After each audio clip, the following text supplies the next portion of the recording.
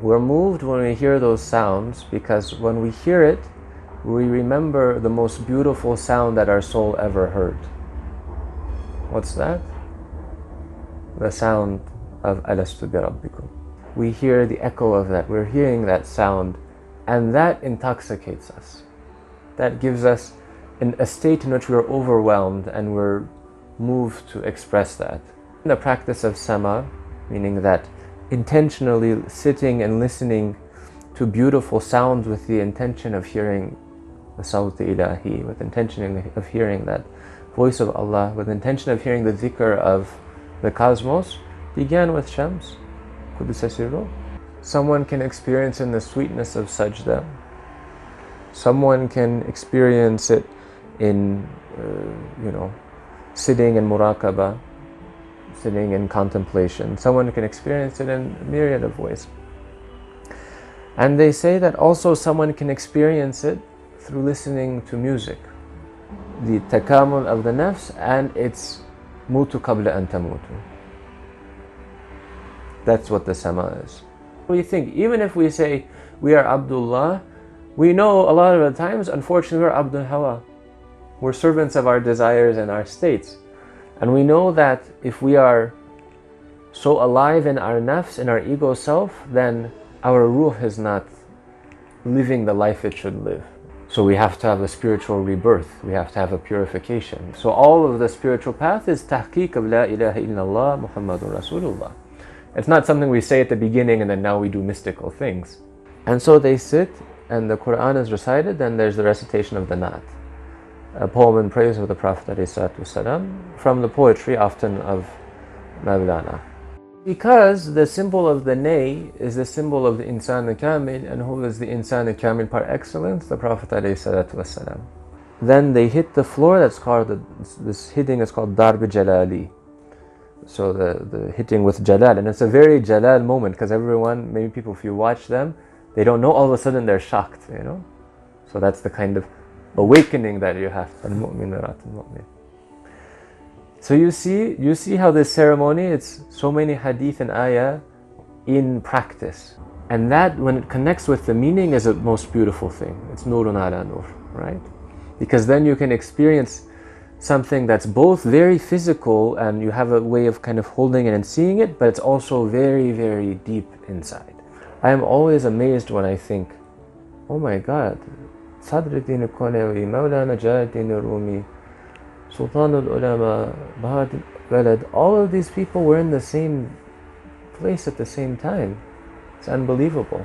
I need to be resurrected. I need to come to life in the life of the Ruh, and not just be alive as this, physical, fleshy being. There's something that needs to come forth within me, right? But what is the symbol of the sheepskin? The symbol of the sheepskin is that it represents our nafs, that it represents our ego self, if you will. That nafs ammara bisu, that aspect of ourself that commands us to negativity. For the true lover, they see their beloved and they can praise their beloved in any way. They can see their beloved wherever and they can praise their beloved in any way. It's not limited just to, one certain formula, but that's the overflowing, right, of love is such that, the words of love, when they come from our mouth, they're for our beloved. This section of the Sama is called the Salams. There's 4 Salams, okay? And according to some, these 4 represent the stations of Sharia, Tariqat, Haqiqat al-Ma'rifat. And these stations, according to some, they represent the journey to Fana and then the coming to Baka, the journey to annihilation and the coming to subsistence. So for each spiritual martaba, in the case of the Sama, there is a certain manifestation of Salam. And the Shaykh in each of these 4 sections offers a certain Salam according to the spiritual station of the people that are there. This act of turning is something that is universal. Everything in the cosmos turns. Turning is a sign of life. Revolving is a sign of life, right? The seasons revolve. Things born and they die. They come to life and they die. And the Samazan, as they turn, with each turn they say Allah. And with saying Allah, what they're meditating on is that ayat that says فَأَيْنَمَا تُوَلُّوا فَثَمَّ وَجْهُ اللَّهِ. Just a dance for the sake of dancing, but it's an embodied dhikr, it's an embodied remembrance of Allah Azza wa Jalla. Your biggest ilah that you have to do the nafi of is your sense of your nafs and your hawa and all of these things. It's not the sanam here and there. By holding your arms in that position, you're saying that to yourself, you know. You're saying this la ilah to all of that separate state of the nafs that is becoming an ilah. For us, we are doing nafi of that. Then we are a pure vessel. We're like that nay that has been cleaned out to be a vessel for the nafi ilahi, to be a vessel for the divine breath, the divine sound. Finally, we come to the fourth salam. So we said that from the first to the third, we can say like there's this movement towards fana, and in the third, there's this experience of fana. And if you listen to the music of it, it's the most kind of ecstatic moment of the sama. You know, it's kind of like you see the Kaaba and the Hujjaj. You see, you know, the sheikh who's wearing black in the center, and you see the people in white around him turning around. The only interesting point, especially to pull out here, is that the samazans here, when they're turning, previously in each of the salams, they moved around that samahana, that circular space. But now they're turning around their own axis. So representing that they've come to this place of wahda, that they've come to that culmination of the spiritual journey, if you will. And so this is baka, this is farkathani, you know, this one single flame, we see it as a circle, right? And so that thing that is one manifests in a multiple form, even though it's one.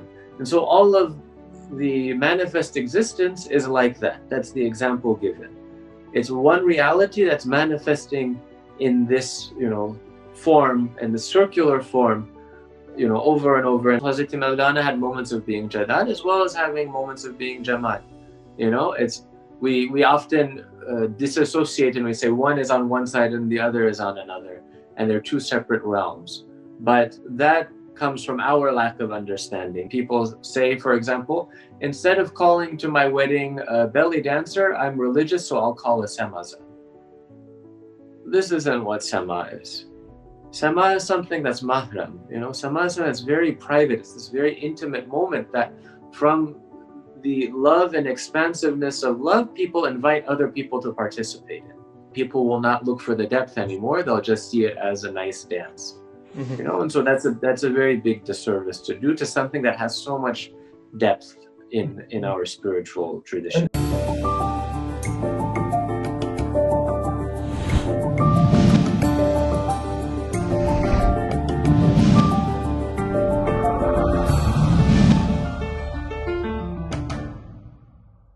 بسم الله الرحمن الرحيم. السلام عليكم ورحمة الله وبركاته. نرحب بكم في سلسلة حوارات فكرية ومعرفية على قناة حيرة من اسطنبول، وعند ضريح حضرة مولانا جلال الدين الرومي أو المولوي كما يقولون. ومعنا أحد الضيوف الأعزاء والأصدقاء الكرام عيسى نسيم. السلام عليكم. We are honored that we are interviewing you today. So in the beginning, tell us a bit about yourself. So a person from the United States, which lives now in Konya. What do you do here? What is your relation with the Mawlawi tradition and the Mawlawi Tariqah? So just brief us about you before we can dig in the spirituality of Maulana Rumi. Of course. Bismillah, alhamdulillah, wa salatu wa salam ala rasulillah. So as you shared, my name is عيسى Nasim. I was born in the United States in 1995, and I grew up in the San Francisco Bay Area. And my family had a connection with Tasawuf, so I grew up in circles of Tasawuf, there on the other side of the world from here, and had the blessing to be in many circles with study with many people, experience many beautiful things there. Among one of which was studying the Mawlawi Sama, which inshallah we'll get to speak about a little bit together. when I was 7 or 8. And I studied this with people that were trained in the tradition, that were living there. Originally from there, but had taken the practice of this. And I received the blessing to participate in this ceremony of dhikrullah from Asin Chalabi, who is the sister of the head of the Tariqah, Farooq Hamdan Chalabi, both of them 22nd generation descendants of Hazrat Maulana. May secretly sanctified from the Asura. And so that was my first connection and meeting with them. And sometime later I was blessed to connect and take the Chishti path, which is based in India, based in more generally in the subcontinent. It's a tariqah that is very widespread there, with my father in the year 2005. And after taking that blessing, my family came here for Sheb Arus for the anniversary of the death of Hazrat Maulana. And they call it Sheb Arus because of the wasiyat of Maulana. Yes, they call it Sheb Arus because of the famous saying, and you will likely recall it in Arabic, that death is a bridge that connects the lover with the beloved.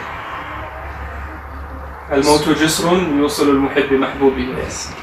So, because of that, the night of the death of Hazrat Maulana and many of the awliya is called an urs. It's called the wedding night.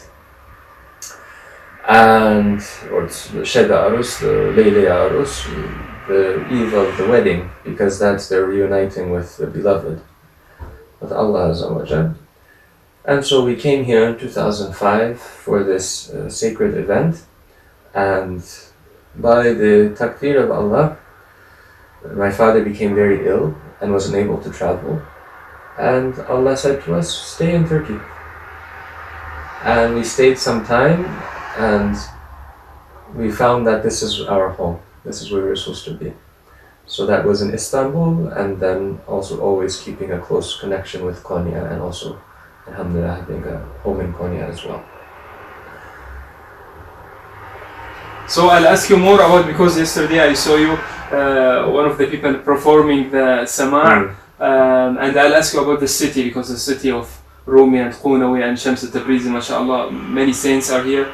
But before that, so what are the beauties or the spiritual deep beauties that you found in this tariqah and the Maulana, in Islamic Sufism in general, that led you making a decision to choose this path and to follow a certain tariqah, whether tariqah Chishtiya, the Sufi martyrs of love, I think they call them, or the tariqah al-Mollowiya. So before entering, so what you found very beautiful in this path that you chose to transform or change? Well, alhamdulillah, I had the blessing of growing up in it, so since my childhood I was in these things. But like anything that we grow up in, there's a point in life where we have to also make a conscious decision to follow and practice it, right? Otherwise, there's a risk that we follow it, like, unfortunately, like Asatirul Awwalin, right? We follow, our ancestors, they did something, so we do that. But that's not what Allah subhanahu wa ta'ala asks from us, right?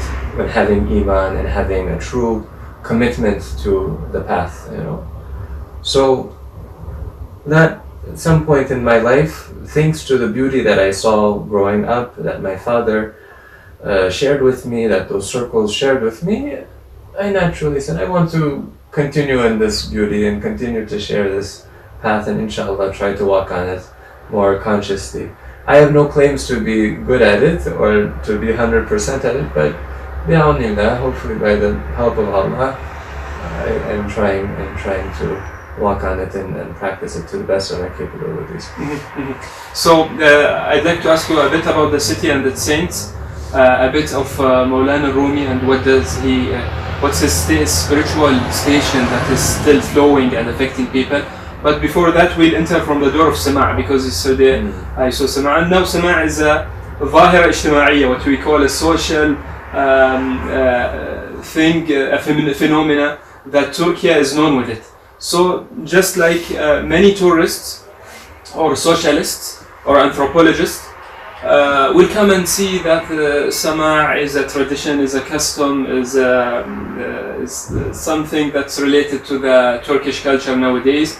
Some of people come and they do a dance in a certain way, and there's music that's open and people will gather. It's like a concert. So is it like this? Or no, it has very deep spiritual meanings, symbolism about it. So if you'd like to explain what's the symbolism, why they raise their hand, why they move around, what's the story, what's the mystery behind it? The Sama'a, well, as a native of Arabic, you can tell me what it means, first off. Hearing, إصغاء, إنصات. Exactly.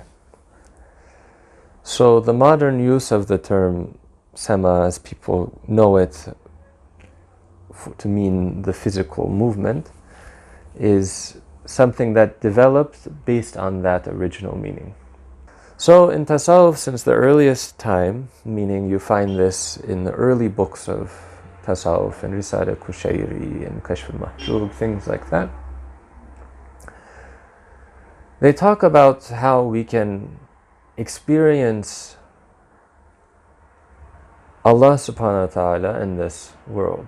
And this isn't something that has to become an argument of kalam about is it ru'yat, is it this, is it that, but they can say that there's ways in this experience, this physical realm, in this dunya, that we can experience Allah subhanahu wa ta'ala.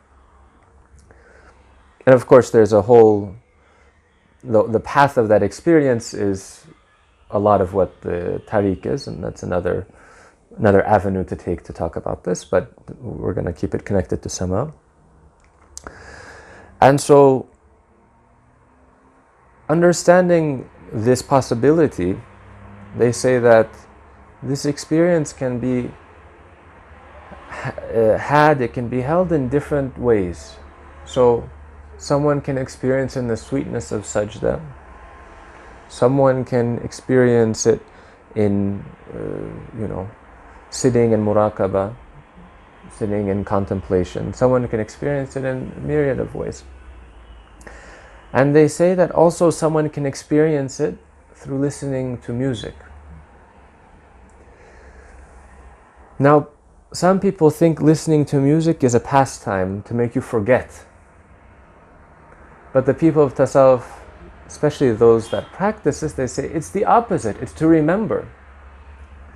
They say, when we hear this with the ear of our heart, not just the physical ear, but we hear this, we hear, in this level, we hear the dhikr of that particular thing. As it says in the Quran that, things are making tasbih of Allah, but you don't hear them, you don't understand them. So the first level is that we hear the tasbih of those things. Hazrat Maulana says that, in one of his lines, do you know what is saying the chang in the oud? It's saying, Anta, as I remember, Anta Rabbi, Anta Hasbiya Wadud. Something like this. So that's one thing that they experience and understand, is that the whole cosmos is doing dhikr and tasbih, but in our state of ghafla, in our self-absorbed state, where we're not aware, we're not remembering, that state we have as human beings, we're not aware, we can't hear that. But there can be times where through our practice, through our intention, Allah can make that possible for us. And so they asked Junaid al-Baghdadi, why is it that in these gatherings you are sometimes moved when you hear these sounds? And he says, we're moved when we hear those sounds because when we hear it, we remember the most beautiful sound that our soul ever heard. What's that? The sound of Alastu bi Rabbikum. Ruza Alast, as they call it. The real essence of the fitra, or the origin of human being. We hear that. Can there be a sound more beautiful than the sound of our Rabb? No, because Allah is the possessor of beauty. So, hearing that, when we hear something, we hear the echo of that, we're hearing that sound, and that intoxicates us. That gives us a state in which we're overwhelmed and we're moved to express that. You know, just like when someone is very happy, they can put their arms out, they can shout, they can cry because of that. That overflowing of experience, you know, it overflows this physical capacity, the physical body, and you express it in that way.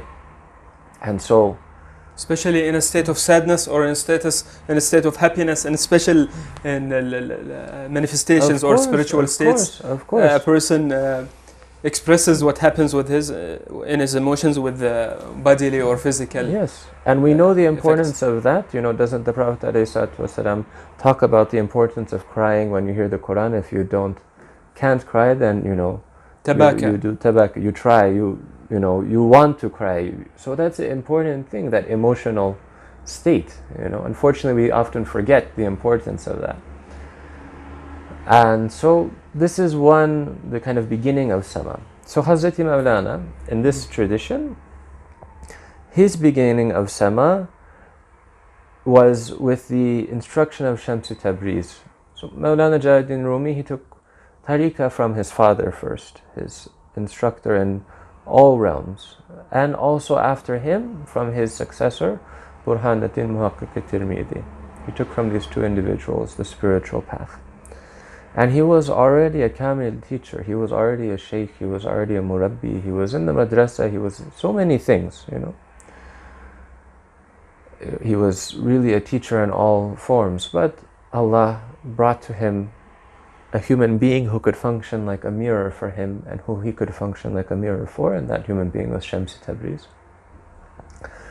And so it said that for him the practice of Sama, meaning that intentionally sitting and listening to beautiful sounds with the intention of hearing the Sawt Ilahi, with intention of hearing that voice of Allah, with intention of hearing the dhikr of the cosmos, began with Shams, Qudus Sirru, and it of course continued as a very important thing in his life. So one of the stories that's told, that many of us hear, is that one day he was walking in the market of the, how do you call it?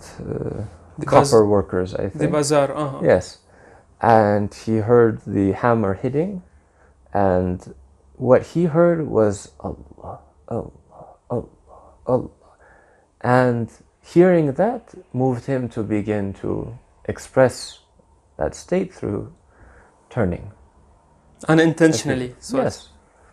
So in his state and in the state of the majority of the akabir, of the great ones of the path, it was a state of wajd. It was a state of ecstasy, if you will, that they would hear and then it would carry them to that state. They weren't getting up and practicing. And so that was their wajd. And the people after them, they said, and I'm telling this in a general way because this is the case for the Mavdavi tradition as well as the Chishti tradition as well as many other traditions. They say, well, if we can't grasp that or experience that wajd in that same way immediately like them, then we should do tawajjud. We should practice empathetic ecstasy. إن لم تستطع أن تبكي فتباكى إن لم تستطع أن تكون من أهل الوجد فتوجد. So exactly. Practice until you one day exactly. And they take that hadith as the what they base this practice on, because other people sometimes think, oh, well, that's what is it? It's a bid'ah or something. Yeah, or it's going to be riya. It's going to be something else, It has takalluf in it, some people think. But they say, no, we're doing this so that we can get closer to that state. And we understand from the hadith that that's a path that the Prophet ﷺ has shown us, as with many. So this is the kind of beginning, the first step of Sama. So tell us more about the symbolism of the performance itself, the hands and the colors of it. So the Sama, as in the time of Mawlana, was in this state. And over time, his students and his successors, they started to put it into a certain form. So the form that we see today with the white tanura, with the brown sikke, the felt hat and all of this, these are things that developed over time. Likely Hazrat Mawlana wore a hat similar to this because this was a common hat. Traditional dressing. But the way that we see it in the ceremony, it developed over time. And so it's said that in the time of individuals like Pir Adil Chalabi, one of the sheikhs in the lineage after him, one of his great-grandchildren, it continued to kind of come together, and sometime either then or sometime after it, it came together as we see it today. And one of the earliest writings, maybe even the earliest, that explains the symbolism of the ceremony comes from Diwan Muhammad Chalabi, who is also a descendant of Mawlana Jalal, الدين الرومي in Afyon, not in Konya, and a very important figure in the history of the Mawlawi order. And so he begins to explain the symbolism, what is the hat, what is the cloak, what is the tanura, what is all of these numbers and colors and all of that. If you share with us some points or some so the of the summary, points the beginning of it is that, and we'll go into a couple of them, but the beginning, most important point is that it is the takamul of the nafs, and it's mutu qabla an tamutu. That's what the sama is. It's embodying in ritual the meaning of this hadith. And all of the spiritual path is to manifest this reality, right? Is to die before we die. To have this new hayat. To have this new life. It's what? It's to die from the consciousness of the nafs, die from the consciousness of, I am here, this is my mulk, and you are there, and that's your mulk. I own this body, I am the sahib. That's what we think. Even if we say we are Abdullah, we know a lot of the times, unfortunately, we're Abdul Hawa. We're servants of our desires and our states. So to be true abds of Allah, to be true servants of Allah, we have to get rid of that. Those states that make us servants of other things. So that's what mutu qabla an tamutu is. That's what the spiritual path in any tariqah is. And because that's what the work of the path is, that's what the ceremony represents. So the brown felt hat, what we call the sikke sharif, this is representing the tombstone. The black cloak that they wear is representing the dirt on your grave. So when you're wearing that, you're dead. They're saying that. And we know that if we are so alive in our nafs, in our ego self, then our ruh is not living the life it should live, right? Because it's like, imagine a well and the ruh is at the bottom of the well. It's not where it should be. So we have to have a spiritual rebirth. We have to have a purification. We say that when someone makes shahada, when they become a Muslim, everything is reset, right? They press the delete button on things from before and everything is reset. So we have to have the shahada of mushahada. We have to have the shahada of full experience of that to make that as well enough, as well in our life. So all of the spiritual path is tahqiq of la ilaha illallah Muhammadur Rasulullah.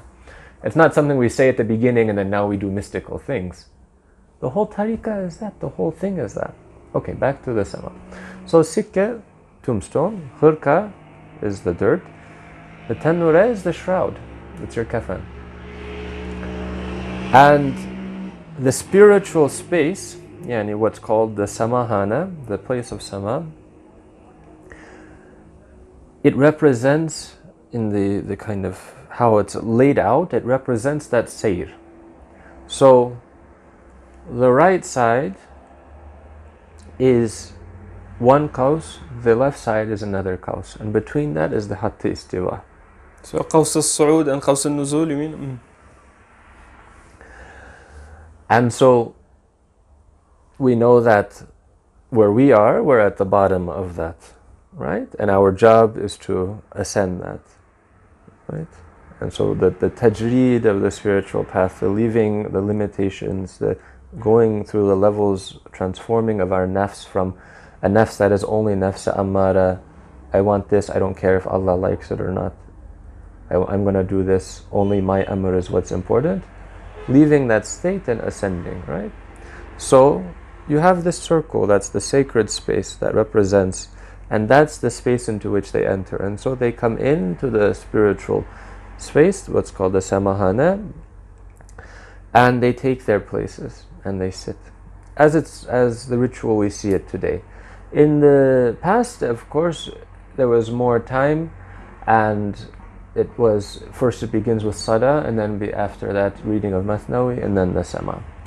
Maybe until now, in some traditional zawis and places I've seen there, in more they pray yes. Jama'a, Maghrib and Isha, they do adhkar, they do taqibat, maybe for half an hour, and then they start step by step doing the sama. Of course. The reason it is in this way today is because of the cultural and the tourist the places in which that it takes place, you know.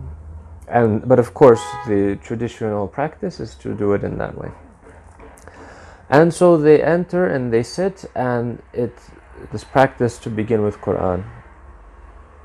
Because there is a story from Mimshad Dinwari, who was one of the early Sufis, and in a dream he saw the Prophet ﷺ, and he asked him what his opinion was of the sama, what he thought, and he said that he accepted it, said it's good, but he said it should start and end with Quran.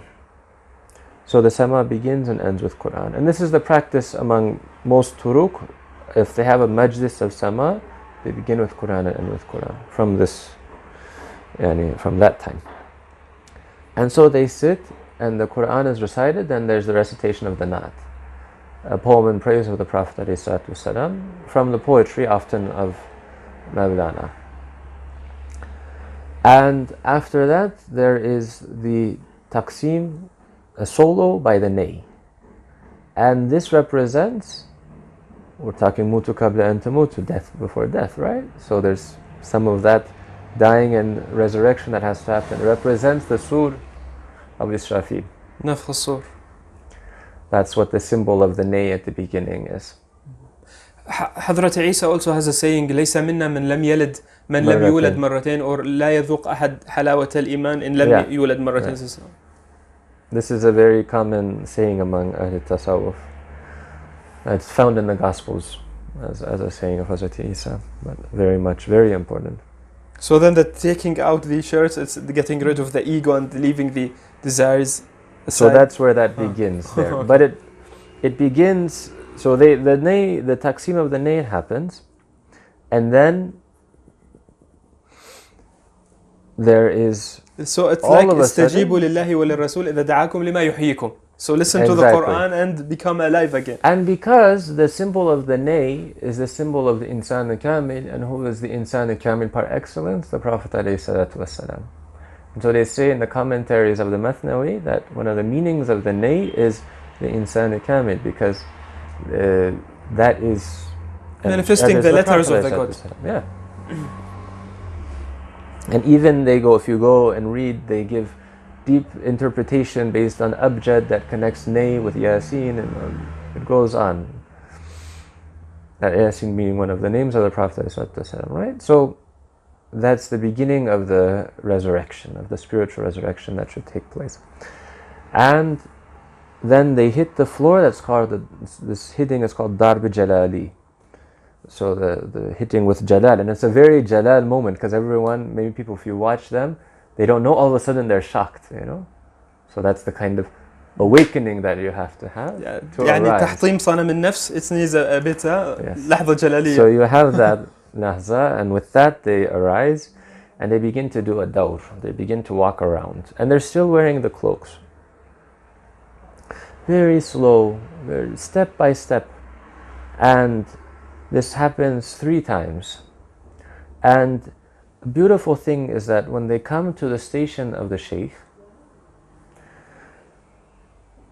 which is, I said the Hatta Istiva, right? So we have the Qaus on one side and the other, one ascension, one descending. And then right opposite from the entrance of that space is where the Shaykh sits. and he's sitting on a sheepskin, and I'll talk about why sheepskin in a second. That's the color red, and the color red is said to represent Zuhur and Tajalli. So, and the Shaykh is sitting on that as a representative of Maulana, Jalaluddin Rumi, and that is ultimately the station of the Insan Kamil, of the ultimate complete human being, however you wish to translate it. And so they begin this walk around of the room, but when they come to the station of the Shaykh, they turn around and face each other, and they bow towards each other. And this is called to come Jamal to Jamal, meaning that you're seeing and recognizing the Jamalullah, the beauty of Allah in the other person. المؤمن مرآة المؤمن. المؤمن مرآة المؤمن. So you see how this ceremony, it's so many hadith and ayah in practice. Starting from Jalal and reaching to the Jamal. seeing Jamal between the friends, awliyaullah, or the mu'mineen, I mean. All of, tasawwuf, all of the things that exist are to make what is theoretical real, experienced.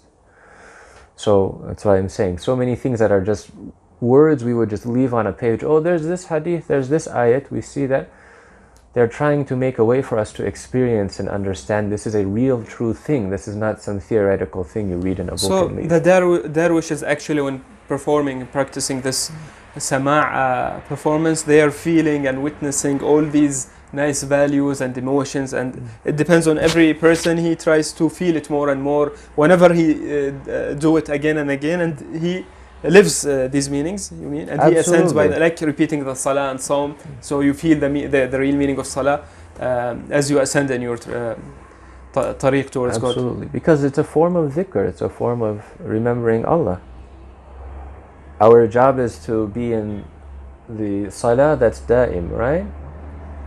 Not just on the prayer rag, and salah and dhikr that's da'im isn't just obviously doing salah 24/7. You can't, there's karahat, you can't anyway, right? So it's not about a tradition or about a music or about a certain art or like being very precise in moving your legs. No, it has something very beyond that. It has a meaning, and surat is the form of the meaning. Zahir and batin. Zahir and batin. So if we take the example of a very good citrus fruit, it has a rind. And if you take that rind away, the fruit will rot, right? And this is the hikmah of Allah, that everything has, even if it's thin, even a berry has a very thin thing. If you take it away, the fruit can't last long. So that rind is important, and it has a sweetness of its own. So for example, all of the nuances of how it's done, stepping and this and that, because the more you have humility in front of these things, the more you can see depth and wisdom in it, right? So, and that, when it connects with the meaning, is the most beautiful thing. It's nurun ala nur, right? Because then you can experience something that's both very physical, and you have a way of kind of holding it and seeing it, but it's also very, very deep inside.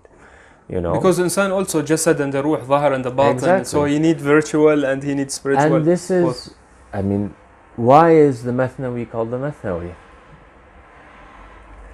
It has that sense of surat and mana, jasad and ruh. This thunaiya, thunaiya. Even the prayer. So your jasad works and your ruh exactly. should mi'rajul mu'min, but throughout your body. Sujood, rukun. Exactly.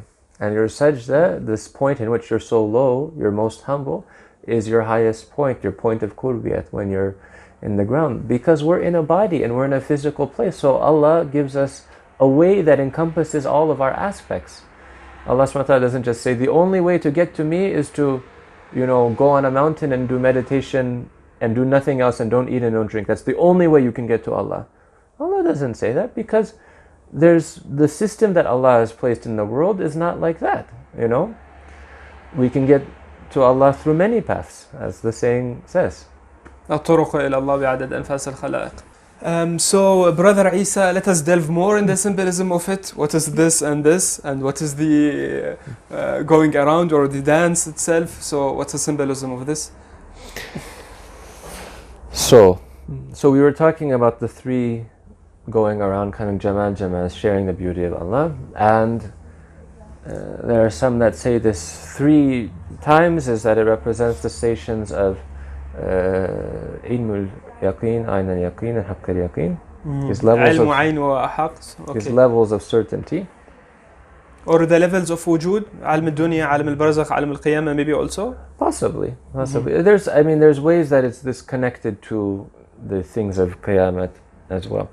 So, because of the spiritual resurrection, that's a symbol in it. So we move on. We come to the beginning of the Sema. Now the Sema, when they begin to do the whirling, it's divided into 4 parts. These are called Salam. And the Shaykh recites certain du'as, of offering of salam within, silently, in between these.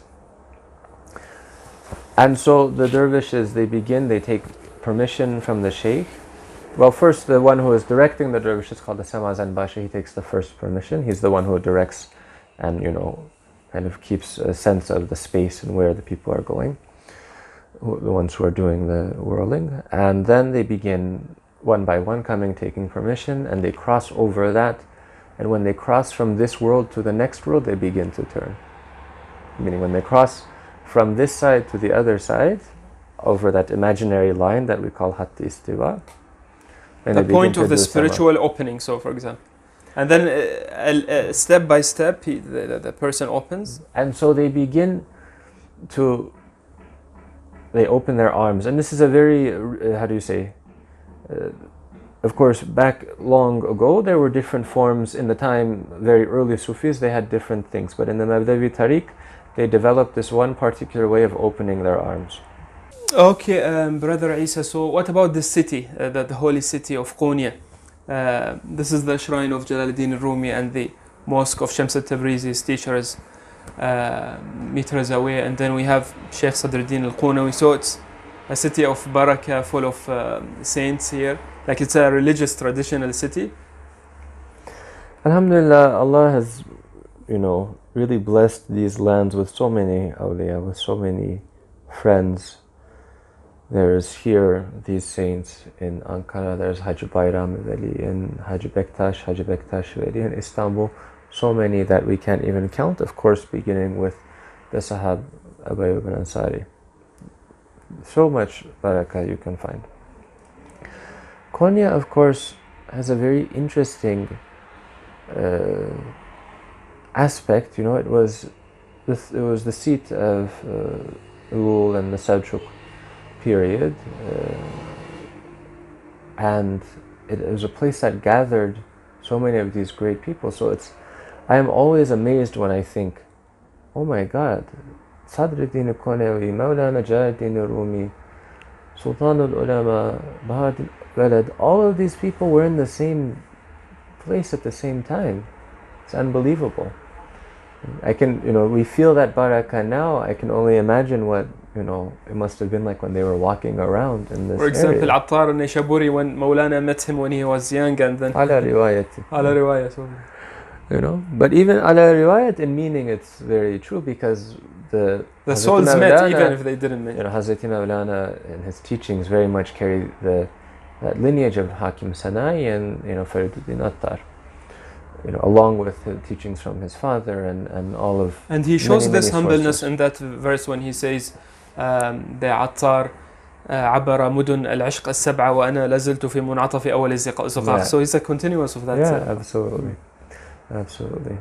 So, Konya has this very interesting aspect that it gathered all of these people in the same time, and it had a great barakah in that time, and it continues to have that barakah.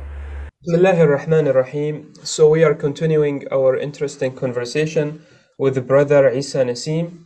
He was talking to us from Turkey, and we had this conversation in Konya, so we're continuing it.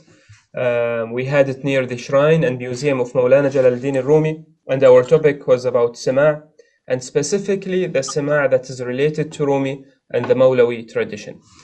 So we'd like to have an overall detailed picture about the Sema practice, which is performed here in Rumi's shrine and all over different places. So what are the mysteries, the symbols, the deep spiritual dimensions that it contains? From the beginning of the session until they start walking, dancing, turning, opening their hands until the end of the session. Because now it is only being perceived as a cultural, touristic performance, just like attending a concert and enjoying a certain dance or a certain music. Especially that secularization of societies is all around countries in the world, in the modern world. So I think you gave a very beneficial introduction about Sama'a, but now we'd like to dig more about the Mawlawi performance, the Nai, the dance, the music that's taking place, the Quran that it starts with, the different colors that people are wearing during performing this practice. So please start explaining for us. Eyvallah. Bismillahirrahmanirrahim. Alhamdulillah. Wassalatu wassalamu ala Rasulillah.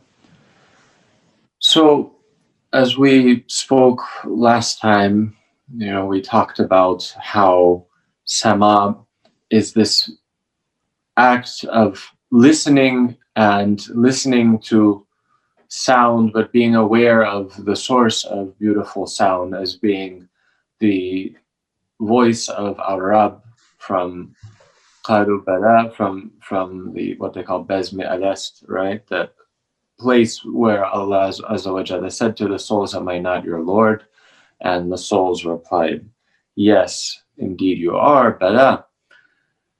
And that Sama essentially is listening to beautiful sound and being moved by it in remembrance of that divine speech to our souls. And nowadays, when we talk about the word Sama, we often think about the movement aspect, and we're not aware of the listening aspect of it. And a lot of that association of the word Sama with the movement comes from the ritual of Sama that is born from the tradition that comes forth from Hazrat Maulana Jalaluddin Rumi. So Hazrat Maulana Jalaluddin practiced this Sama of listening and hearing the divine voice, if you will, the divine sound, and being moved by that sound, he would dance, he would express it in movement. And as we said before, this is a common practice among the Ahlul Tasawwuf since a very early time. And so in the time of Hazrat Maulana, this act was very spontaneous and it was not a ritualized practice. But over time, beginning with Sultan Walid, his son, and then his descendants who carried the tradition, it began to take on a ritualized form, what we can maybe call a form that was channeling that expansive energy, that experience that was transcendent of Mawlana into something that was possible for novices to also engage in, right? And I think we talked about wajd and tawajud, about ecstasy and empathetic ecstasy. And so that this channeling of this transcendent experience is a form of tawajud, making this state of wajd accessible through practices of imitation and ritualizing. So in the beginning, it was only a hal that Maulana experienced and felt, and he was going through. So it wasn't a ritual that he was performing every now and then. So he's walking in the middle of the bazaar and he felt this great tajalli ilahi. So it's different because people may think that Maulana was practicing this every now and then and people took it from him. No, not at all, really. That it began afterwards by the students of Mawlana desiring a way to connect to that state, if you will. And if we mentioned this before already, forgive me for it, but the source, if you will, or what this relies on, this practice of tawajud relies on the hadith of the Prophet ﷺ, that if you do not cry when you hear the Quran, then you should try to cry, right? So this practice of imitation is something that's good, right? What we call in Arabic إن لم تستطع أن تبكي فتباكى, or something similar. Exactly. So as opposed to being a thing of takalluf, it's something that you're doing with this intention to bring you close to that actual hal, which is what is really desired. So slowly, this, as I said, this practice began to be ritualized. This listening and being moved to movement began to be ritualized. And the Sema ceremony within the Maghribi tradition as we have it today, it represents the journey of creation and it represents spiritual resurrection. And so we'll get into that in just a second, but I say that to say that everything from, we can imagine from hearing the voice of our Rabb saying, Alastu bi Rabbikum, all the way till our, return to Allah in Qiyamah, all of that is symbolized within the Sema ceremony, which is the traditional name for it being the Muqabala, and why it's called Muqabala, hopefully we'll get to later. So in the beginning, it's a deep representation and symbolization of many of the Irfani ideas and doctrines and theories in this performance. Exactly. And it's very important. I mean, this will make more sense, inshallah, when we get into the details of it, but this is something very important because it makes the abstract concepts and all of these words and maratib, stations and all of that, something that is more tangible, and something that you can experience and say, okay, this represents that station. For example, this represents the station of ahadiyya, the station of undifferentiated oneness. So it's something that's more than just the importance of the language of music, language of art, language, because you can witness it with your eyes, with your senses. You can see it practiced in a way. So it's presenting the complex ideas in a easy or in a simple way. Exactly. And Hazrat Mawlana says in the Masnavi that, it kind of similarly on this theme that if your muhabbat was only something that was an intellectual thing and kind of in your mind, then there would be no point of salah and fasting, and that if this, if these spiritual kind of abstract explanations were enough, the whole khalq of the alam, the whole creation that we exist in would be atil and batil. It would be pointless and meaningless. So all of that abstract things that we talk about, they're actually, we can experience them here in this world. So the ritual that we'll talk about now in the Sema is really based on experiencing that and seeing these meanings. So the first thing to talk about in the Sema is the space in which the Sema takes place. So the space is called the Sema Khana, the house of Sema, the place of Sema from Persian.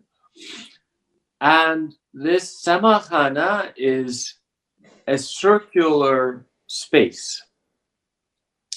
So for example, if in many of the historical Samahanas, it might be a building with 4 walls, but inside of those 4 walls, there is a space that is a circle.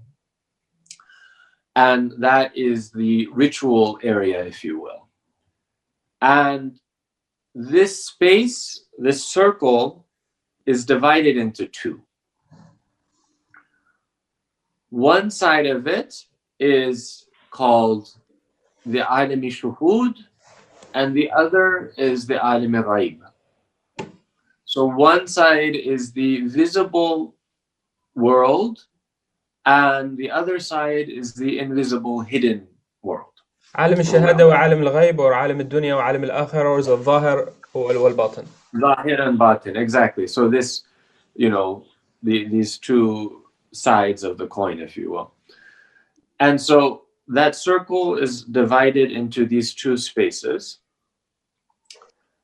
But also that circle is divided into two qaws, into two bows, if you will. One being the qaws of uruj and the other being the qaws of nuzul. One being the bow of ascension and the other one being the bow of descending. So if you imagine yourself, you're standing in front of a circular space. Just imagine a circle drawn on the ground and you're standing here at this point, at the entrance, if you will. Behind you is the front door, if you want to imagine. Now, on the right side of that circle is that ascending arc. And on the left side is that descending arc. On the right side is the visible world. On the left side is the invisible world. And these two sides are divided by an imagined line. Imagine meaning that it's not drawn on the ground, but those that are in that space understand it to exist. That right down the center of that circle, from where you are standing to the other side of it, which is usually where the mihrab is, meaning the direction of prayer, there is a line that's called the Hatti Istiva. And this word, of course, coming from the ayats that speak about Allah Azza wa Jalla making istiwa on the arsh, establishing, if you will, upon the throne. So the circle, we are standing at this point, one side is visible, one side is invisible, one side is ascension, the other side is the descending. The exact opposite of where we stand right now at the entrance is the maqam of the sheikh, is the station of the sheikh. So we are exactly muqabil to them. We're exactly standing opposite from them when we are at the entering point. And what does that entering point represent, that beginning point? That represents the station of the human being, the insan. Because the insan, according to Sufi understanding of existence of many of the arifs, is that the insan is at this place where that qaws of nuzul, that descending arc ends and the ascension begins, the ascending arc begins. So from the station of ahadiyya, from the station of undifferentiated oneness, there's this descent, if you will, through the realm of the souls, through the imaginal realm, into this realm, into the alimi shuhud, and finally to the station of the human being. So Salik is starting from the bottom point of the Qaws al-Saud. So exactly. And our job in the spiritual life is what? It is to take part in that ascension, right? Because inna lillahi wa inna ilayhi raji'un.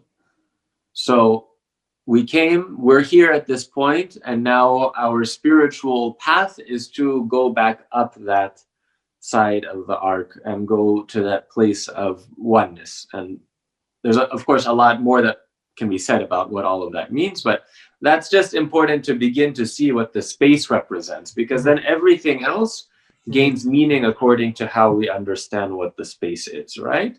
So it's the journey of the soul, it's a journey towards God, that is the journey of suluk. So exactly. Now the salik in this performance is entering the journey of suluk, and now everything else will represent this, what he wears and how he acts, and exactly everything is connected to their suluk. And so that is the beginning, if you will. And so of course I'll make a parenthesis to say that historically speaking, the Sama ceremony did not just begin with, as we will see it today, the dervishes entering the hall, the samahan and taking their seats and then, you know, recitation and whatnot beginning. No, the sema begins first with the prayer of that time, the salat of that time, whatever it is. First, the salat is performed, and then a class of Masnavi is given. So the book of Maulana, his teachings for his students, and for many of the people of Tasawwuf, a teaching is given from that. And then Quran is recited, and a dua is made, a supplicatory prayer is made, and then what we'll talk about, the steps of the ritual begin. So today we see a kind of truncated version of it, right?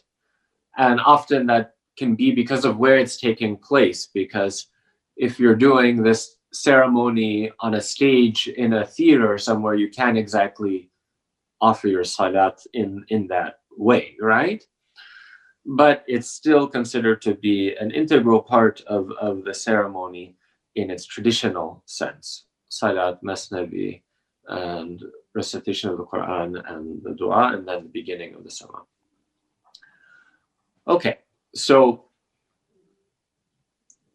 before we get into the steps of the ritual, maybe let's take a moment to talk about their clothes. Because you mentioned saying, okay, so everything that they're wearing and all of that is all related to their suluk, and yes, that's very true. So the samazan, the person who does the sama, who performs this sama, and when I say perform, I don't use it in the sense of a theatrical performance, but in a sense of performs an act, like we say performs salah, right? So the samazan is dressed in what we first see, if you will, a tall brown felt hat and a black cloak. This tall brown felt hat represents their tombstone, and the black cloak represents their grave. And what is under that black cloak is what's called the tennure, this long flowing white garb that represents their kafan, that represents their shroud.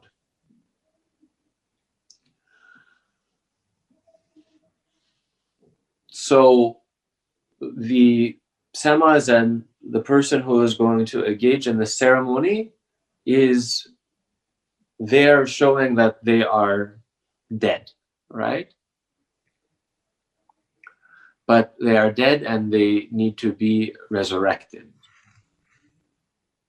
So, as you know, the saying of Hazrat Isa alayhi salam, you know, the one who isn't born twice will not see the heaven or will not see the, how do you say? لن يلج ملكوت السماوات من لم يولد مرتين.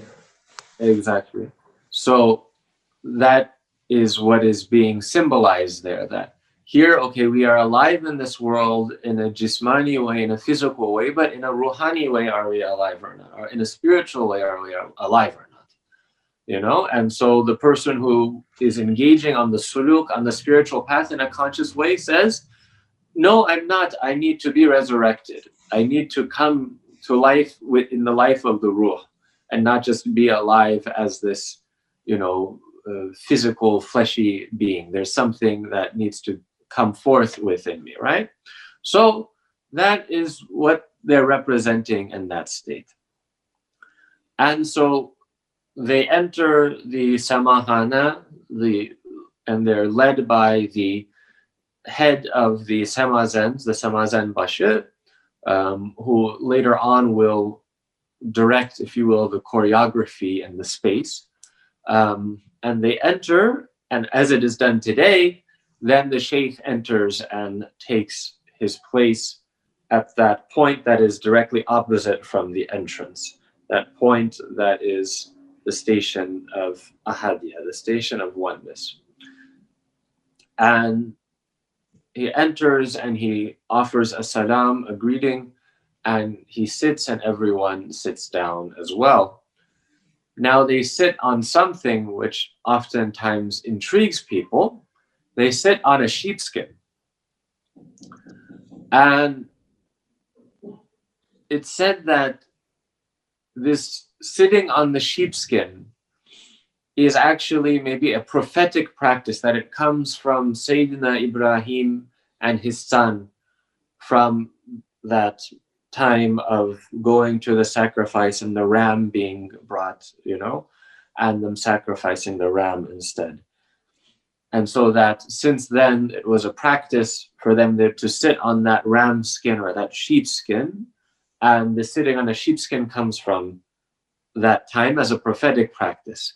But what is the symbol of the sheepskin?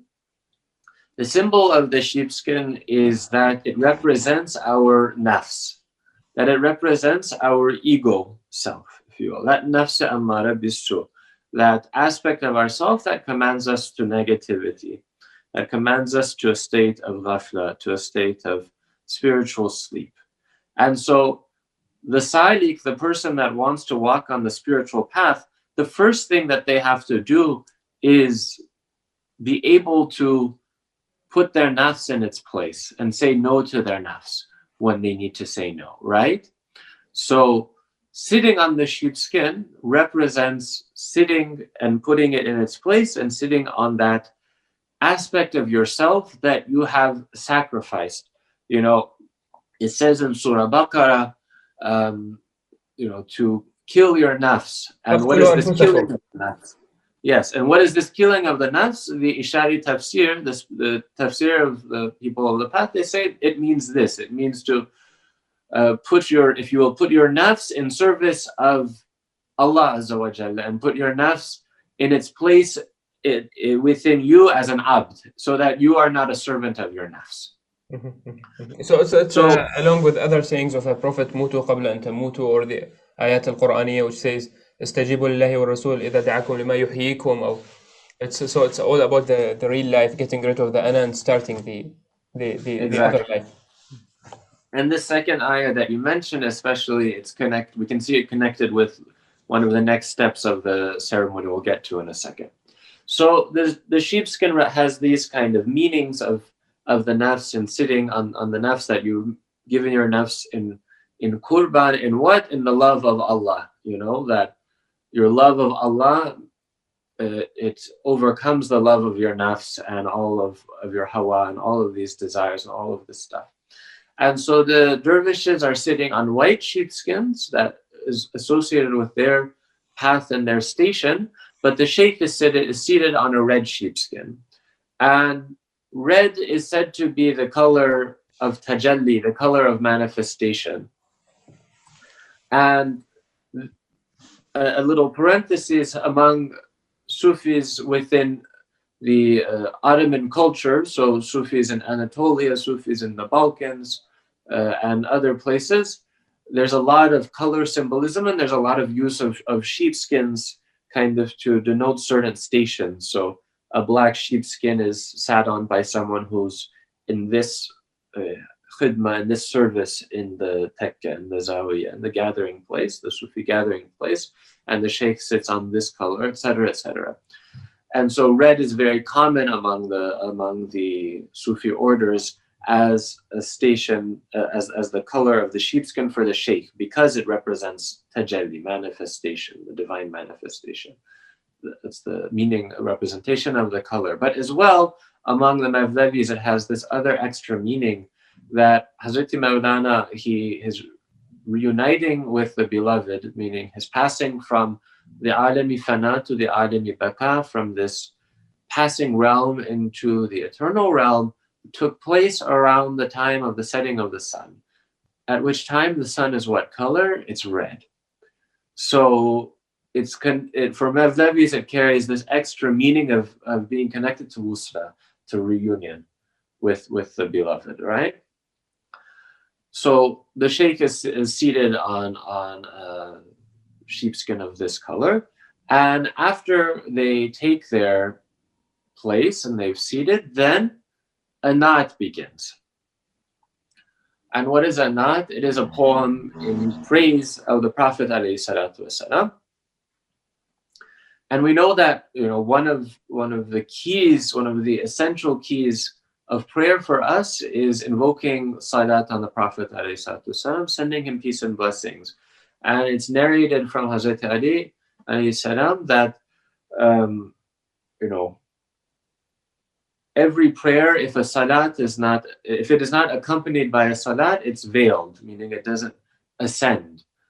So the invoking of the Prophet, sending blessings on the Prophet, expressing our love for the Prophet is something that is essential in an act of prayer. As we know that our salat is not complete without salawat, right? The tahiyyat doesn't finish without salawat. It's fard upon us. So the naat is recited, a poem in praise and love of the Prophet. And oftentimes the poem is taken from Hazreti Mawlana. Most of the time, sometimes there's poems recited from Hakim Sanai and from Ula Arif Chalabi, the grandson of Mawlana. But mainly they're from Mawlana. But an interesting side note is that some of these naats, some of the poems sung as naats may not be immediately categorized in our mind as a naat, right? So they're not things that immediately are talking about the attributes of the Prophet and the companions of the Prophet and the family of the Prophet in this way that we can immediately identify. But they're poems of love, reminding us what? That for the true lover, they see their beloved and they can praise their beloved in any way. They can see their beloved wherever and they can praise their beloved in any way. It's not limited just to, you know, one certain formula, but that's the overflowing, right, of love is such that, you know, the words of love, when they come from our mouth, they're for our beloved. So this is just an interesting kind of side note, if you will, but most of the time, the naat that is sung is one that is, as I recall, the end of it says Shamsi Tabrizi Kidarat, not the Paygambar, but it's attributed to Hazrat Mawlana, who wrote with the pen name of Shams, meaning he wrote signing his poems always with Shams. But likely some say this poem comes from Ula Arif Chalabi, his grandson.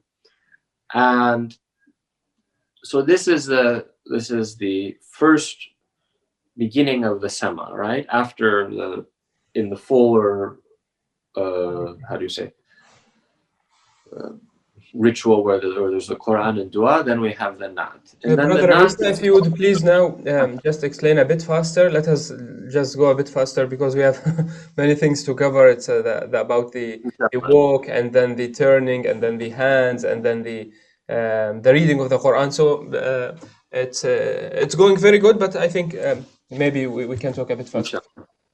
So after the naat, it's followed by the kudum, the kettle, the double kettle drum, which is a very important instrument for Mevlevis, and it's hit just a couple of times by the musician who sits at it, and it represents kun fayakun, be and you shall be, or be and you are, that divine commandment of existence. And this is followed then by a taksim, improvisation on the ney.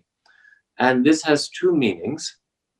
One is that it represents the divine inblowing of the breath, right? Nafakhtu fihi min ruhi. So the ney represents the human being, and the human being is enlivened by what? By the divine inblowing of نفس الرحمن نفس الرحمن الذي ينفخ الروح في حياة هذا الإنسان. And so one meaning of it is that, but the other meaning of it is the nafkh of Israfil, the blowing in the trumpet of Israfil, which does what? It awakens the souls from their graves. And where are the Samazans? They're sitting there in their black cloaks in their graves, right? So this taksim happens with this meaning, and it's long, and everyone listens and is, you know, contemplating during it. And all of a sudden it ends, and everyone at one moment, they hit the ground. And if you're watching the Sema, you usually are kind of jolted by this because you're not expecting it. And it makes a very loud sound. And this is called the Darbi Jalali. And so it's the Jalal, the majestic darb, hitting. And of course, there's a tanmi here. There's a kind of sign here to the name of Hazrat Maulana, which is Jalaluddin, right? Muhammad Jalaluddin. And so with this they arise. With this the Hashr begins, right? The resurrection begins in this moment. And from here now they begin to, following the Shaykh, they begin to walk around the Samahan. All of the Samazans walk in a very solemn manner around the Samahana 3 times. And it said that these 3 levels represent the levels of Ilmul Yaqeen, Ainul Yaqeen, and Haqqul Yaqeen, right?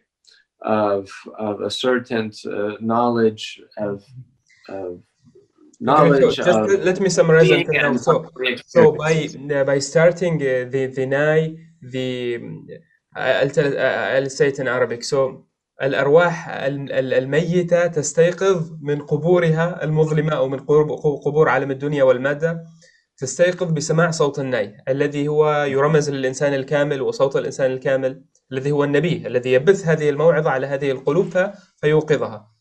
ومن خلال هذه الضربة الجلالية التي يتركون فيها أناهم جانبا يبدأون بالسلوك. And I think you mentioned that they face each other here. It represents الأخوة الإيمانية.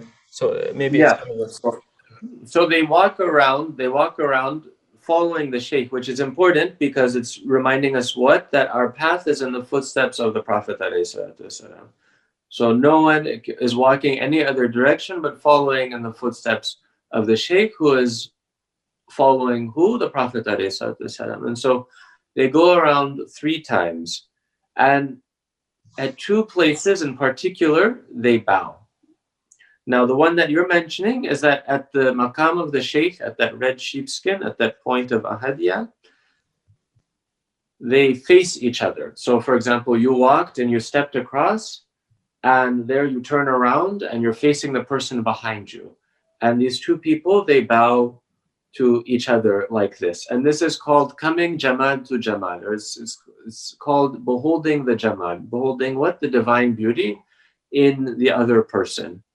And it is what? It's experiencing that hadith of the Prophet, that the mu'min is the mirat of the mu'min, right? That the believer is. Now, what's important here to remember is that what was one side of this circle? It was what? The ascension. It was the Qawsul Uruj, and the other one is Qawsul Nuzul. So, one person on one side is at the point of beginning the descent. The point of that soul just beginning to descend and then go into madda and go into this adam and everything. And the other one who is the one who has come to that point after going through all of the spiritual path, and they finally come to ahadiyah. And so what do? They recognize each other. They bow towards each other, recognizing that this whole thing is only one matter. So the person at the beginning and the person at the end, they recognize that that whole journey, everything, it is all gathered in one point. It's not a journey in this direction and that direction. It's a journey to something that is, to a point that is one, where we see everything as one. And so they bow at this point, and they also bow at that point of insaniya, at that point of the entrance. But only one person bows. So kind of they're bowing, and then they start that ascension upwards, if you will.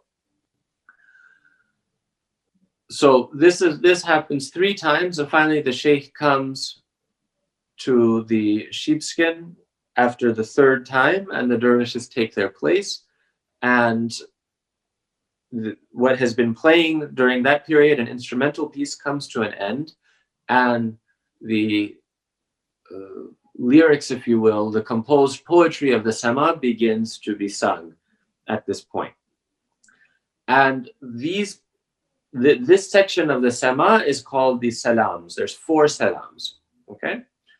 And according to some, these 4 represent the stations of Sharia, Tariqat, Haqiqat, and Ma'rifat.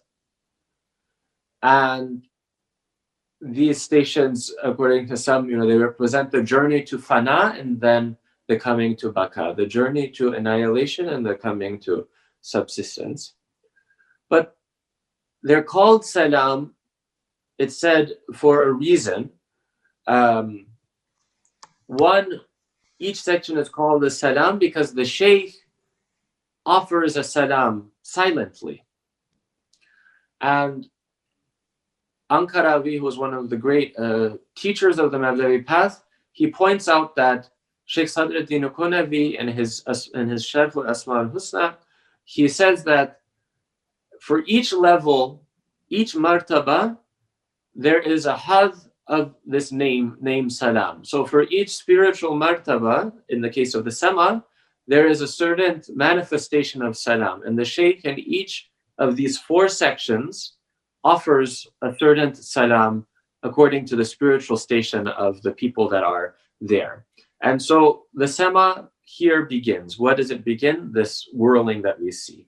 And the Sama Zanbashi comes, he receives the permission from the Shaykh, and one by one, the Sama Zans enter, they bow, they take permission from the Shaykh, and they begin to whirl. And of course, this is what everyone, when they think of Sama, this is the point that they know. But what's very important is that that word muqabala is associated with the previous section of the Dawri Walad, this walking around 3 times. Excuse me, I forgot to mention the name. It's called the Dawri Walad, attributed to Sultan Walad, the son of Mawlana. So this muqabala of coming is very, one to the other, is very important happening in that section. But of course, what we tend to think of as Sama is this 4 salams when the whirling begins. Now, the whirling, of course, is something that intrigues everyone. And they say, why do they turn? What is the reason for the turning? Now, one of the reasons, and this is a very important one to remember, is that the Samazan is turning towards their heart. And the heart is what? The heart is the true Kaaba, right? As it says in the Hadith Qudsi, I could not find anywhere to fit in the heavens and the earth, but I could fit, or I'm in the heart, however you wish to translate it. أرضي والسماء ولكن وسعني قلب عبدي المؤمن. Or قلب المؤمن عرش الله. We have the saying. Exactly. And so that is where the Sama Zen is turning towards. Now, this act of turning is something that is universal. Everything in the cosmos turns. Turning is a sign of life. Revolving is a sign of life, right? The seasons revolve. Things born and they die. They come to life and they die. If something is not revolving, even from the electrons and atoms, if it's not revolving, it's dead, right? So that taqallub, that turning around, that moving, is very, very essential to life. And the Samazan, as they turn, with each turn they say Allah. And with saying Allah, what they're meditating on is that ayat that says, فَأَيْنَمَا تُوَلُّوا فَثَمَّ وَجْهُ اللَّهِ. Wherever you turn, there you see the wajh of Allah. There you see the countenance of Allah subhanahu wa ta'ala. So that is what is going on in the turning. It's not just a dance for the sake of dancing, but it's an embodied dhikr. It's an embodied remembrance of Allah azza wa jalla. Now, they turn around, but of course, they begin to open their arms, and they open their arms in a certain way. Now, their position is like this, with their arms crossed, right? And when they're standing with their arms crossed, they are standing as an alif. They're standing as that first letter of the Arabic alphabet. What is its abjad value? 1. So they're representing oneness. They're representing wahda. And they begin in this position, even to the point that their feet are joined like this, one right toe over the left toe. So they're saying, from my head to my toe, I am one in service of Allah subhanahu wa ta'ala. I'm not going this way, that way. I'm here as one. And so they begin like this. Now, this crossing of the arms, it represents something. The crossing of the arms represents the lam alif of what? Nafi, of saying la ilaha, right? In the kalima tawheed. We say la ilaha illallah, meaning what? There is no God but God.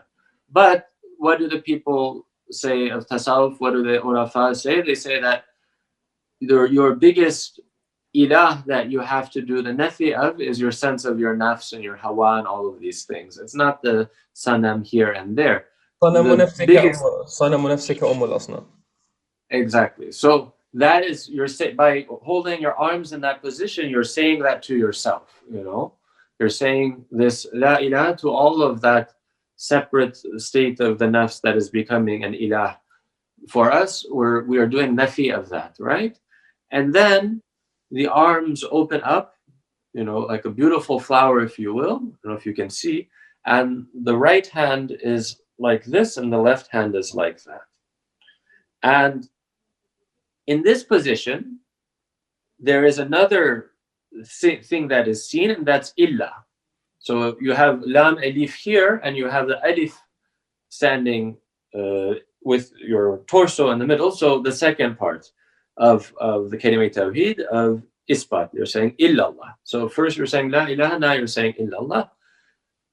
Now, what is that act? That's an act of, you know, purifying all of those false understandings, right?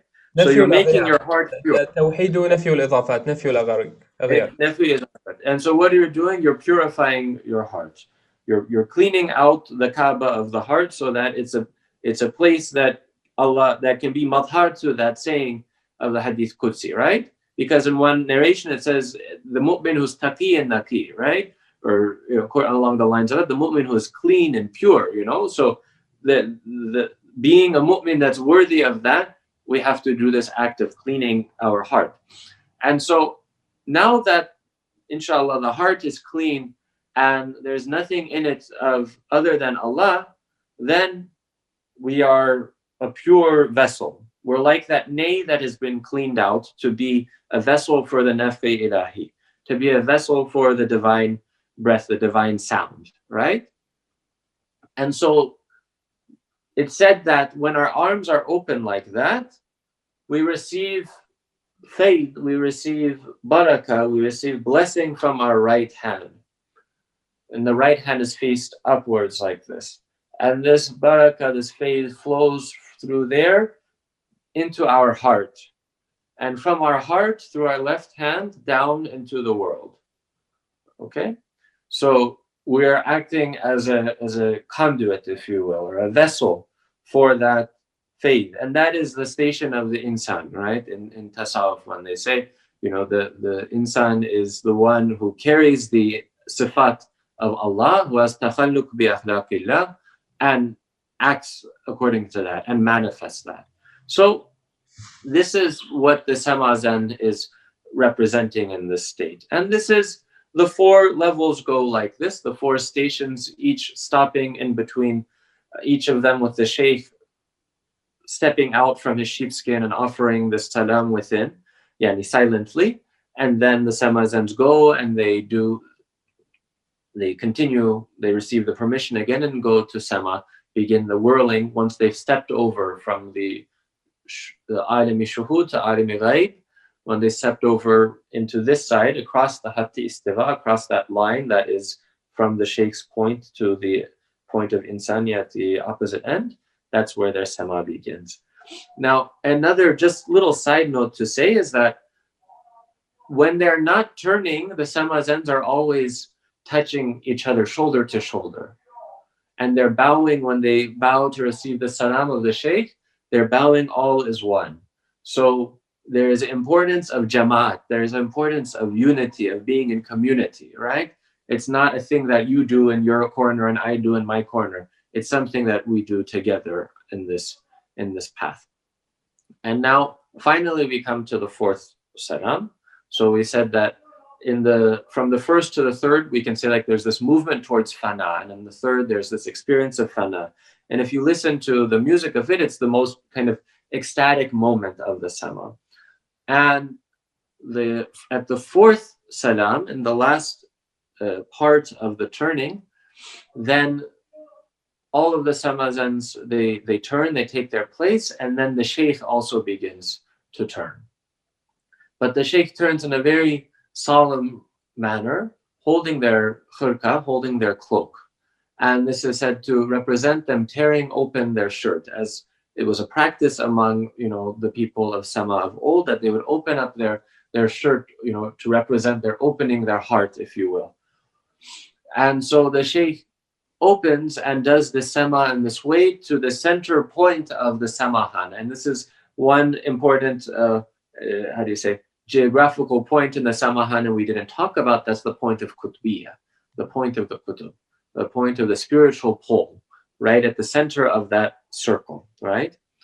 And so at that point of the qutbiyya, the sheikh turns and the music starts to come to an end, and finally there is a solo by one of the instruments, and the sheikh begins to return back to the sheepskin and finishes his sema.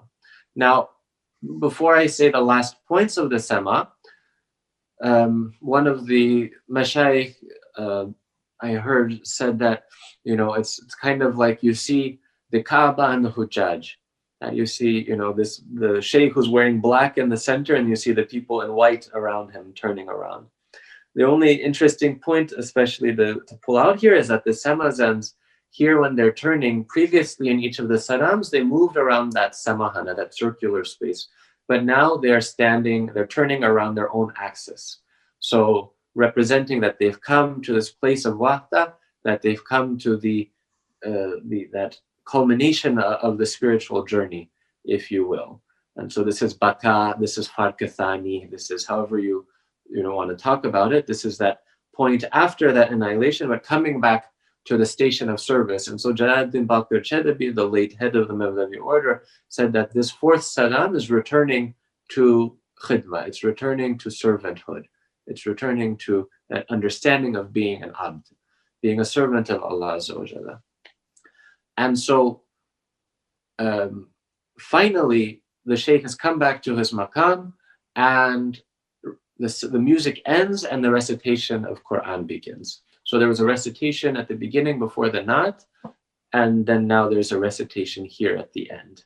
And I don't know if we got it in the previous talk that we did together, but this sama having Quran at the beginning, at the end, is a practice that is very, very old, that comes from a vision of the Prophet ﷺ that Mimshad Dinwari, one of the early Sufis, had, where he said that sama should have Quran at the end and the beginning. And so the sama ends with this recitation of Quran, and according to the ayat, of course, that says, when the وَإِذَا قُرِئَ الْقُرْآنُ فَاسْتَمِعُوا لَهُ وَأَنصِتُوا لَعَلَّكُمْ تُرْحَمُونَ. When the Quran is recited, listen and be silent so that you can receive this divine mercy. Everyone stops. The whole sama, everything stops. The second they hear awdu, they all stop. And the ayat that's most often recited is that ayat from Surah Baqarah that says, وَلِلَّهِ الْمَشْرِقُ وَالْمَغْرِبُ فَأَيْنَمَا تُوَلُّوا فَثَمَّ وَجْهُ اللَّهِ إِنَّ اللَّهَ وَاسِعٌ عَلِيمٌ. That to Allah belongs the east and the west, and wherever you turn, there is the wajh, there is the countenance of Allah. Verily, Allah is all-encompassing and knowing. And so this is that ayah that they've been doing muraqabah on, if you will, contemplation of it through their dhikr of sama, that turning, saying Allah, Allah. Now they're hearing it recited as well. And this represents the end of the sama, because at this point they sit down, du'as are recited by an appointed elder, and then by the sheikh himself. And finally, everything ends with the proclamation of the name Hu. And of course, some people will say, what name Hu? Hu is a pronoun in Arabic. But Tasawwuf say, no, Hu is the ism dhat, it's the name of the dhat. So, if you take the lafza jalal, you take Allah, and you take off each letter, you start with what? Okay, you take off the alif, you have one thing, you take off the lam, you have another thing, you have lahu, and finally you take off that last lam, and you only have hu left. So that hu, that is the nafas ar-Rahman. That hu, that is the giving wujud to everything in each moment by saying kun fayakun. That is the ending of the sama, by everyone proclaiming this hu, and finally receiving the salams from the sheikh. And then after he's left, each of them leaving the space. And as they leave the space, just as they came in, they bow towards the maqam of the sheikh, that red sheepskin, and to its meaning of being the maqam of the pir, the maqam of Hazrat Mawlana, and ultimately the maqam of the Insan al-Kamil, Hazrat Muhammad alayhi salatu wassalam. And with this, the Sema comes to an end. And if you allow me just to make a side note about the music of it, because we talked a lot about the meaning of Sema, but getting into the symbolism, I couldn't talk about the music so much. The music that is recited, or the music that is played, is all poetry, majority from the Divan al-Kabir of Mawlana, from the how do you call it? The collection of the poems, not the Masnavi, but the collection of the Ghazals and Rubais, etc. So you mean what is called the Diwan Shams? Yes, Diwan al-Shams, Diwan al-Kabir, where and it's called the Diwan al-Shams because Mawlana signs with the name Shamsi Tabrizi, but it's the poem of Hazrat Mawlana, you know, and of course, you know, stage, how do you say, that signing with it, if we can say, signaling to that reality that they understood of al-mu'min miratul mu'min, between the two of them, you know, being perfect mirrors for the divine manifestation to each other. So always they're singing poetry from this. That is what is composed. And so if you imagine that in the time when all of these Mavlevi Hanas, these places were open, the Samazans, they had studied some Persian, they had studied some Divan, they had studied Masnavi. So when they're listening, they're doing sama of those words, they're hearing and understanding this poetry being sung.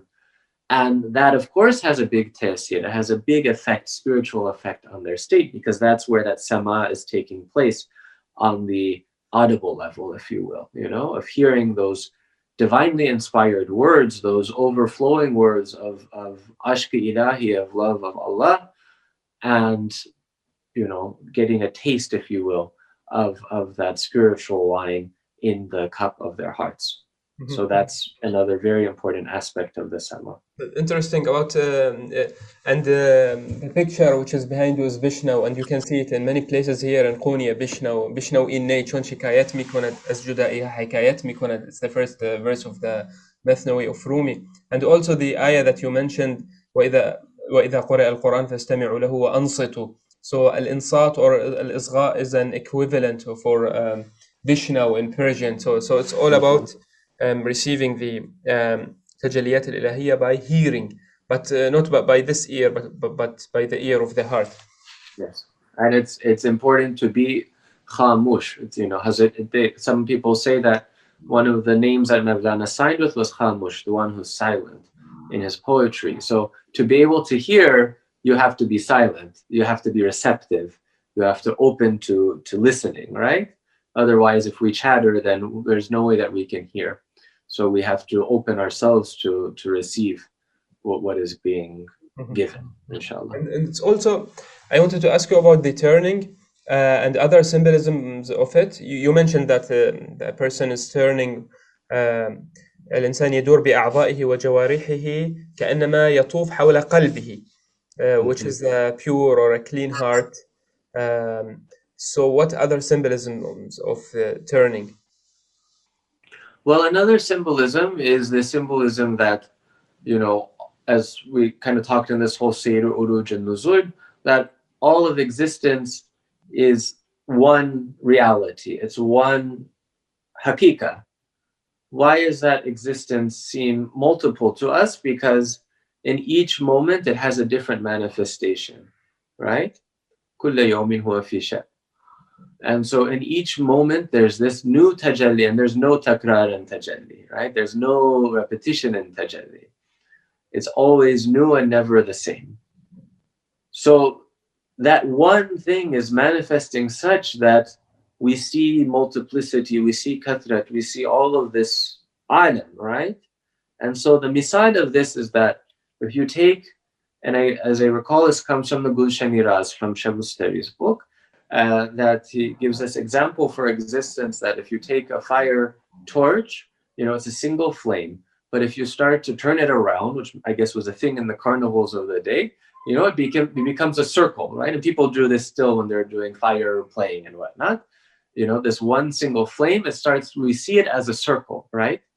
And so that thing that is one manifests in a multiple form, even though it's one. And so all of the manifest existence is like that. That's the example given. It's one reality that's manifesting in this, you know, form, and the circular form, you know, over and over in all of these different ways, but we experience it in that way. So the Samazan, one of the things that they're experiencing is that reality of being, you know, this one, that there's one hakika, but they are, you know, turning around and kind of embodying that, if you will. So whatever we see are manifestations of one single reality. And I think another meaning that is related here, it's the verse of Ibn Arabi, لَقَدْ صَارَ قَلْبِي قَابِلًا لِكُلِّ صُورَةٍ. Where especially when you talked about that the master, he takes out his clothes, it's a representation of انشراح الصدر to لتلقي مختلف تجليات الإلهية. So it's being capable of receiving different images of God. قابلا لكل صورة. Exactly. Very interesting explanation. Full of all different kinds of symbolism. In the beginning, when a person just sits there and look at the Semaع ceremony, doesn't think that it has all these deep meanings, all these spiritual meanings. It's actually very interesting. So it's all about suluk and fana and al-baqa and the السير إلى الله and قوس النزول and قوس الصعود, and reaching to these different levels of يقين, علم اليقين, عين اليقين, حق اليقين. It represents also the 4 levels of reaching towards God: Sharia, Tariqa, Al-Haqiqa, Al-Ma'rifa, the Maqam Al-Qutb. Yeah, also something I wanted to ask you, that can we say that when the Dervish is keeping his hand like this, so he's representing also a sa'i to reach to the station of Insan al-Kamil, where Insan al-Kamil, he's stabilizing the existence, and he's the صلة الوصل بين عالم الغيب وعالم الشهادة, and he's taking all the graces from that world and giving it to this world. So he's the intermediary between الفيوضات الإلهية التي تصل إلى عالمنا نحن. Exactly. And it's exactly that, you know. But always, you know, my preference when I always talk about this is I start with talking about the la and illa, because that station of the insan, you know, whether we're seeing it in the Qutbiyya, we're talking about it, you know, however we talk about it, we often forget that what comes before it is tazkiyat an-nafs, right? And what comes before it is cleaning out the nafs and doing that whole nafi of all of those, you know, izafat and all of those alaka, all of those things, right? So when that happens, then the insan can be the barzakh, you know, as they're created to be, and be the khalifa as they were created to be, you know. And also I can see the word heech written in many different pictures and images around the Sama'a. So what do you mean by heech? Is nothingness, as a complete العدم. So the real being is God, and we are only ظهورات. So we have to recognize this. Exactly. And that's, you know, that whole, you know, doing the nafi to yourself and the la and all of that is to experience that and to understand that within yourself, you know, that, you know, we have no existence other than what Allah bestows, and other than that tajalli and manifestation, right? So, and of course, you know, we're just talking about the symbolism in Sama. When we talk about the greater symbolisms in the Mavdavi tradition and in Tasawwuf in general, trying to experience and understand that Hijj, it's, you know, there's so many manifestations of that, and ways that the path that the Tariq tries to teach that to the Sadiq, you know, tries to teach that Hijj consciousness, if you will. Great. We're reaching towards the end. If you'd like to say something, that it's a call for people to dig more in the deep meanings and spiritual and the Irfani and the mystical meanings of the Sema'. So don't limit yourself. by seeing the zahir of this performance, rather try to dig more and understand the symbolisms.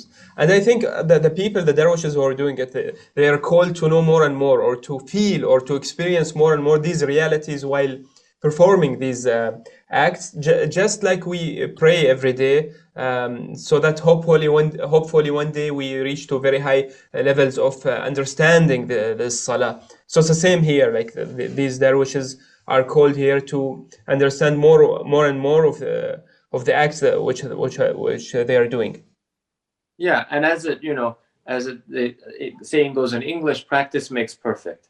And so we're practicing so that we can have some kind of tahqiq at some point, right? And of course, this is always in accordance with how much we engage with it honestly. So, for example, one can read all of the meanings of this sama and these rituals and everything, but if we're not digging within to experience that and understand that within ourselves, those meanings will lose meaning over time. There'll be empty shells and people say, oh, the sama means this and it means that. But if we're not experiencing it, then we're not doing the tawajjud, we're not doing that empathetic ecstasy for its real purpose, which is to reach actual wajd, and to actually reach that state. And so that requires constant digging within and constant, what's the essential thing, and I think we talked about this last time, is that there's surat and mana, right? There's the outer and there's the inner meaning. And we have to keep on lifting the veils. We have to keep on digging to get to that mana and never stop and say, this is enough, right? But the sadiq is always going deeper. So I wanted to ask you, so you mentioned that al-Darba al-Jalaliyya and the name of Mawlana al-Romi is Jalal al-Din. The relation, because Mawlana in his Mathnawi and all his writings, he's known that he's the philosopher of love and ishq and beauty and jamal. So how come also this the beautiful relation between Jalal and Jamal? So his name is Jalal al-Din, and they start by Darba al-Jalaliyya, whereas most of his sayings are about al-Jamal al-Ilahi and idrak al-Jamal al-Ilahi. So if you can combine between these two contradictions. So one like Mawlana Jalal al-Din al-Rumi, he should be called Jamal al-Din al-Rumi, not Jalal al-Din. Yeah. Well, some say, they talk about that his tabiyat, that he was Jalal at times, that he had an aspect that was Jalal as well, And so I think that just if we want to look at that name and in that figure in particular, we see that in the Insan Kamil, Jalal and Jamal exist together. That because they are the, madhar of all of the asma and sifat, because they are the manifestation of all of these attributes, they have moments of being Jalal. So Hazrat Mawlana had moments of being Jalal as well as having moments of being Jamal. We often disassociate and we say one is on one side and the other is on another, and they're two separate realms. But that comes from our lack of understanding or our only seeing one aspect of the picture, But the Insan Kamil as the one that gathers all of those traits, they have all of them manifesting within them. And how do you analyze the current representation or promotion or marketing of the Mawlawi Sama'a ceremonies in different concerts in different places in the world that it's being played there? So do you feel now that it is more secularized, it's more like a cultural issue, it's been transformed, it's now out of its context, or no, it's good to be presented in a touristic manner, and whoever wants to dig more, he can ask and then he'll reach. So do you have a certain analysis here? Well, I think that it's a delicate matter because the mana, the meaning is protected by the surat. It's the shell and the fruit inside of the shell, right? Or the rind. And if the people who carry it, meaning people who have received this tradition, if they just give the shell and they throw out the mana, then they're doing a disservice to it. So, for example, Sama has been performed since the 60s, since the 60s in Turkey, it performed in public venues that were not Mevdevihanes, and then starting, I think, in the 70s around the world. So on many stages, this whole ceremony has been performed. So not in the context of the Mavdavi Hana, not in the context of the Zawiya, but in a place for other people to experience it, you know. And of course, this has had a great effect. Many people have come to Islam. Many people have learned, you know, about the depth of Islam through this practice, you know, and through Mawlana and his teachings. So there is, you know, it's in that regard that's important. But for example, that sharing is one that does not disconnect from its source.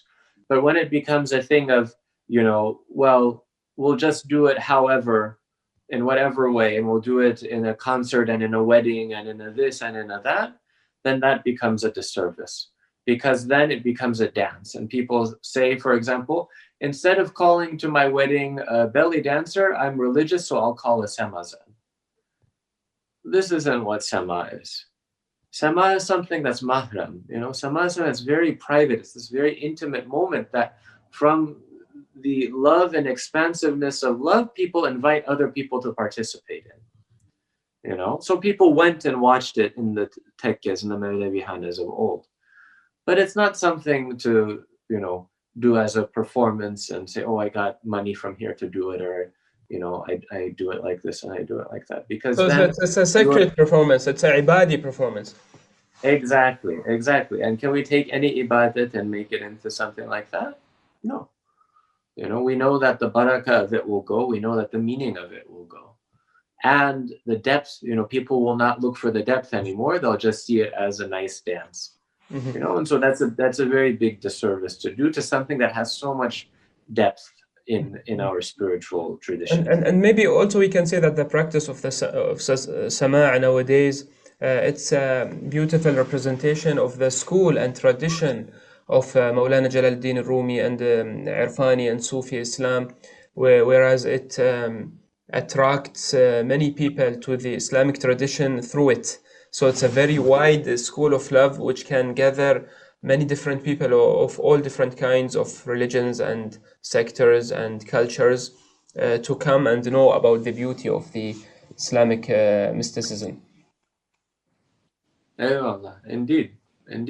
And you know, just going back to that saying of Hazrat Ibn Arabi from Tarjman al-Ashwaq, لَقَدْ صَارَ قَلْبِي, you know, as I recall in the sharh that he does of it, in the commentary that he does, he says that this station that says this is the station of the Muhammadi, you know, so that expansiveness that he's talking about, that we see in Mawlana's teachings, that we see in Ibn Arabi's teachings, you know, all of those awliya, that is the Muhammadan expansiveness.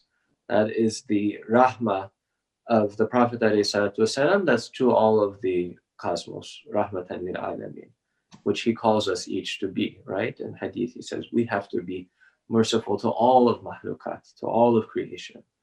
And so that mercy and that love, you know, that is the station of the Muhammadi, and that, you know, when people are attracted, you know, to Islam through Hazrat Maulana, Hazrat Ibn Arabi, all of these awliya, it's not because they're attracted to some, you know, packaged form for them. No, they're attracted to what is at the core, what is the essence of it. You know, because the essence of it, there is love and there is this mercy. So, brother Isa, Nasim, thank you very much for being with us and sharing all this beneficial knowledge. Astaghfirullah, it's an honor. Anything, as they say, anything that I said is true is from Allah, and anything that was incorrect is from myself.